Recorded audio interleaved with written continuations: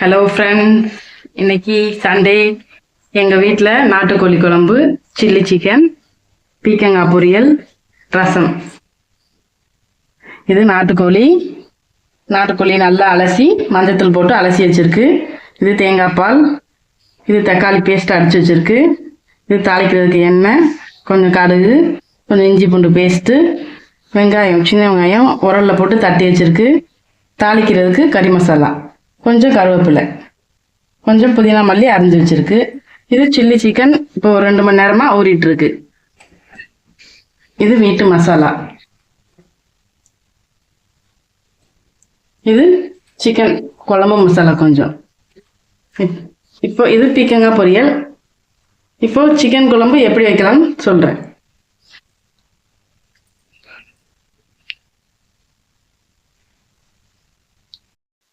Friends, இப்போ நாட்டுக்கோழி குழம்பு எப்படி வைக்கிறேன்னு பாருங்க ஃப்ரெண்ட்ஸ். இப்போ அடுப்பை பார்த்து வச்சுட்டோம்.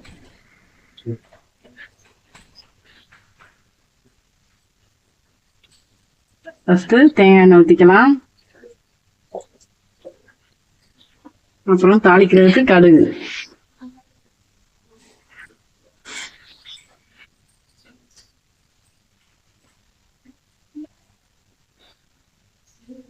கடுகு வெடிக்கட்டும்.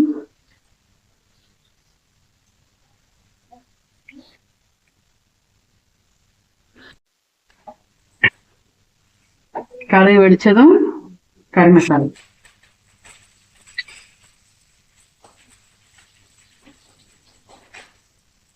அப்புறம் இஞ்சி பூண்டு பேஸ்ட்,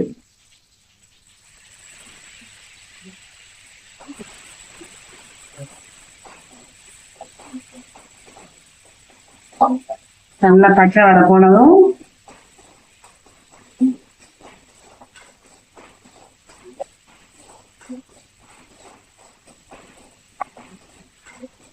பச்சை வடை போனதுக்கு அப்புறம் வெங்காயம், தட்டி வச்ச வெங்காயம்,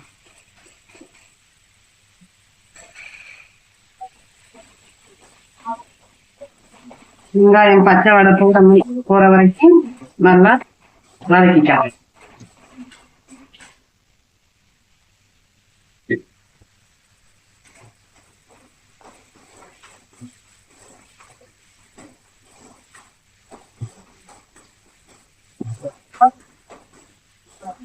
அது வரைக்கும் நல்லா வதக்கிக்கலாம். அப்புறம் நமக்கு தேவையான உப்பு போட்டுக்கலாம்.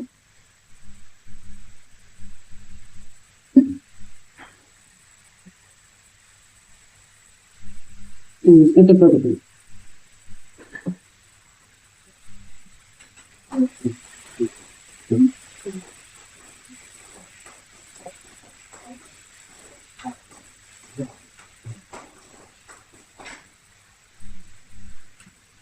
அப்புறம் தக்காளி பேஸ்ட், அதையும் நல்லா பச்சை வடை போற வரைக்கும் நல்லா வதக்கிட்டாங்க.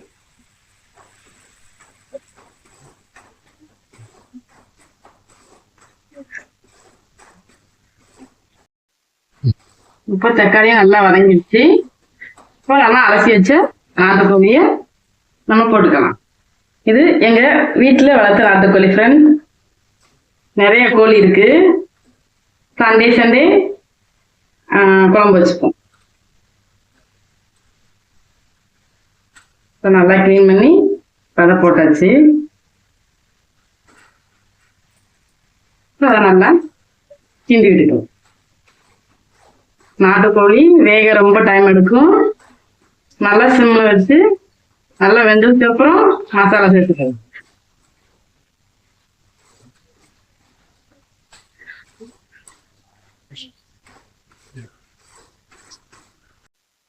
இப்போ ஒரு 15 நிமிஷம் மூடி போட்டு நல்லா வேகட்டும்.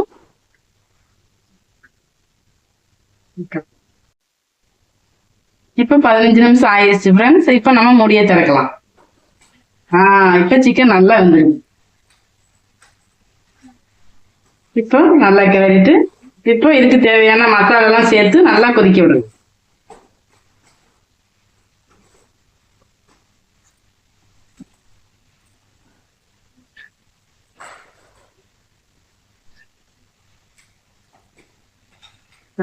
மசாலா, இது வீட்டில் வச்ச மசாலா.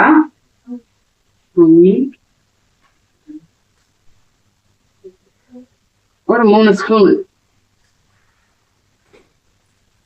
அப்புறம் சிக்கன் மசாலா ஒரு 1.5 ஸ்பூன், 1.5 டேபிள் ஸ்பூன். அப்புறம் லைட்டா மசாலாவோட பச்சை ஸ்மெல் போகட்டும்.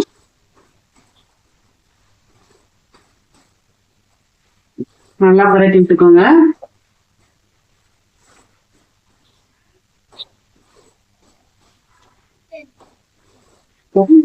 பச்சை ஸ்மெல் போனதும் தேங்காய் பால் ஊற்றலாம்.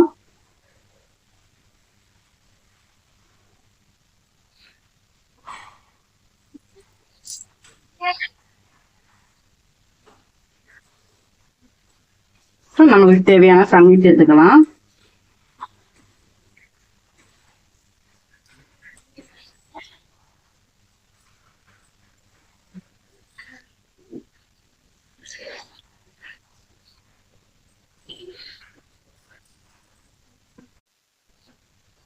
இப்போ நம்மளுக்கு தேவையான தண்ணி சேர்த்து, நம்மளுக்கு எவ்வளவு குழம்பு வேணுமோ அதுக்கு தக்க தண்ணி சேர்த்து கொதிக்க விடுங்க. இப்போ கடைசியா மல்லித்தலை சேர்த்துடலாம். இப்போ நான் இப்போ குக்கர்ல தான் வைக்க போறேன். அதான் நல்லா இன்னும் கொஞ்சம் நல்லா வேகும்.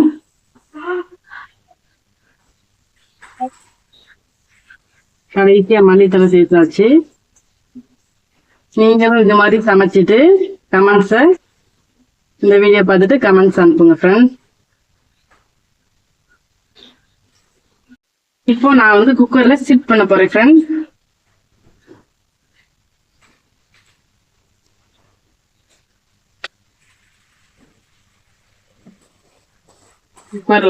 குக்கர்ல விட்டு ஒரு 4 விசில் போடுவோம். இப்ப குக்கர்ல சிட் பண்ணியாச்சு ஃப்ரெண்ட்ஸ். இப்ப மூடிய போட்டு ஒரு 4 விசில் நல்லா வேகட்டும் ஃப்ரெண்ட்ஸ். நீங்களும் ட்ரை பண்ணி பாருங்க. குழம்பு ஒரு சொட்டு கூட மிஞ்சாது, அவ்வளவு டேஸ்டியா இருக்கும். விசில் போட்டு ஒரு 4 விசில் வர வரைக்கும் வேகட்டும். இப்போ நம்ம சில்லி சிக்கன் அடுத்து எப்படி ஃப்ரை பண்ணலாம்னு பார்க்கலாம் ஃப்ரெண்ட்ஸ். இப்போ நம்ம செஞ்ச நாட்டுக்கோழி குழம்பு ரெடி ஆயிடுச்சு. இப்போ ஓபன் பண்ணி பார்க்கலாம்.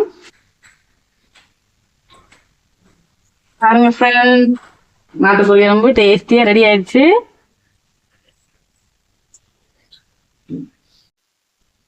ஃப்ரெண்ட்ஸ், இப்போ பாருங்க நம்ம செஞ்ச நாட்டுக்கோழி குழம்பு டேஸ்டியா நல்லா கம வாசத்தோட ரெடி ஆயிடுச்சு. நீங்களும் ட்ரை பண்ணி பாருங்க, நல்லா என்ஜாய் பண்ணுங்க.